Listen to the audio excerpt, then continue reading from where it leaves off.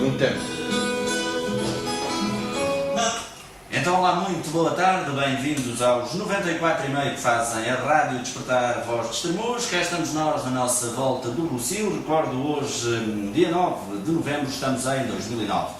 Para conversar, convidei hoje o Dr. José Alberto Fateixa, ex-presidente da Câmara Municipal de Estremoz, também se mantém como vereador, uma vez que tomou posse no passado dia 1 de novembro.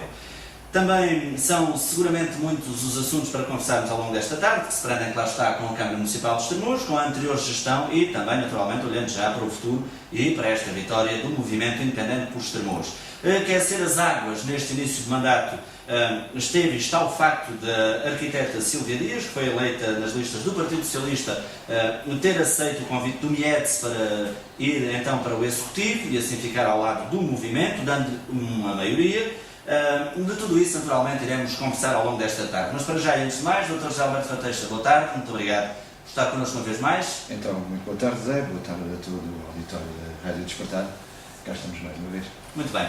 Dr. José Alberto Fateixa, estamos então no início desta conversa e naturalmente aquilo que lhe quero perguntar, não vou já naturalmente para as eleições do dia 11, enfim, e o resultado que foi, aquilo que os estremocenses escolheram, mas vou para já pedir-lhe para olharmos para os 4 anos do seu mandato.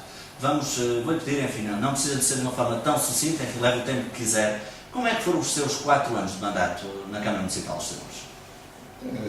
Ou como é que os avalia agora? Naturalmente que eu tenho uma avaliação que não foi a avaliação dos estremocenses, que optaram por uma outra candidatura e, digamos que livremente escolheram aquilo que entenderam melhor servir os destinos de Estremoz. De qualquer forma, direi em primeiro lugar o tempo histórico em que foi exercido o mandato. As autarquias, quando fazem, ou quando lhe é possível fazer obra pública de algum significado, fazem-no com base nos quadros comunitários de apoio.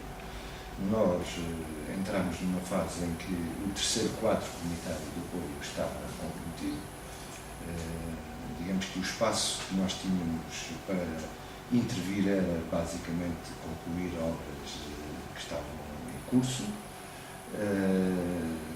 e não havia espaço, digamos, para implementarmos o nosso programa político e as nossas opções. E, por outro lado, o quarto comunitário de apoio, o CREM, durou efetivamente a entrar em funcionamento, de facto, e efetivamente está agora a começar a entrar em funcionamento, e, portanto, apanhámos um mandato autárquico em que as características financeiras para fazer intervenções de fundo eram muito condicionadas e muito limitadas. Esta é uma primeira realidade que importa, na nossa opinião, referir. O que para nós era fundamental, por um lado, contribuir para a melhor organização da Câmara, numa lógica de poder servir melhor os cidadãos e as empresas, e fizemos um esforço nesse sentido. Fazer um conjunto de intervenções que fosse importante ao nível de rasgar novas políticas para diferentes setores, que, na nossa lógica, seriam políticas com consequência, digamos, quando houvesse o financiamento efetivo para a sua concretização. E nesse domínio ressalta a ideia que nós pedimos à Parquespo para estudar a cidade de Estremoz numa lógica de ajudar-nos a definir um caminho que fosse um caminho para a recuperação, a revitalização da cidade, olhando a cidade, digamos, a sua parte histórica no todo. Esse estudo foi feito, foi discutido nos órgãos próprios, foi aprovado. Ressaltou desse estudo que a cidade apresentava sinais de degradação importantes e daí termos apresentado a proposta que foi ser aprovada quer pela Câmara, quer para a Assembleia e ser ratificada do Governo, de considerarmos que o Centro Histórico de Estremoz era uma área crítica, portanto uma área que apresenta, por um lado, mais-valias em termos da sua estrutura e, por outro lado, a necessitar de resolver problemas que são problemas urgentes. Na sequência desse trabalho feito pela Parquespo, da definição dessa estratégia, foi apresentada uma ideia de lançarmos um concurso de ideias para uma intervenção que fosse coerente entre si na zona central da cidade. Rocio, Praça Luís de Camões, Largo General Graça, Largo da Olivença.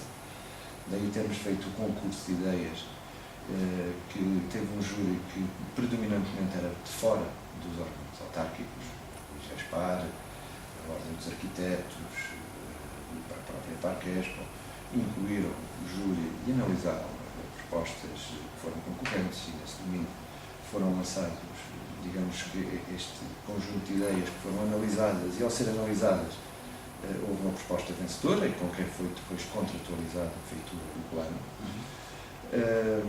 Considerámos desde a primeira hora que era fundamental que Estremoz voltasse a ser tido em conta e voltasse a ser ouvido para a tomada de decisões relativamente a um conjunto de opções que o país estava a fazer no domínio da administração pública no território. É evidente para toda a gente que digamos que acompanhou os últimos anos que há uma tendência de diminuição da presença da administração pública central no território.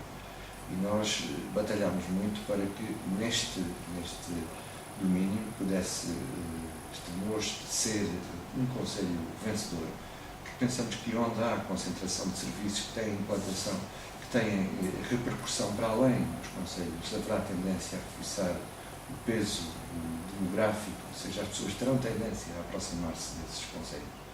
Daí essa ideia, por exemplo, da celebração de um acordo com o Ministério do Trabalho e com o Ministério da Educação, tendo em vista uma experiência piloto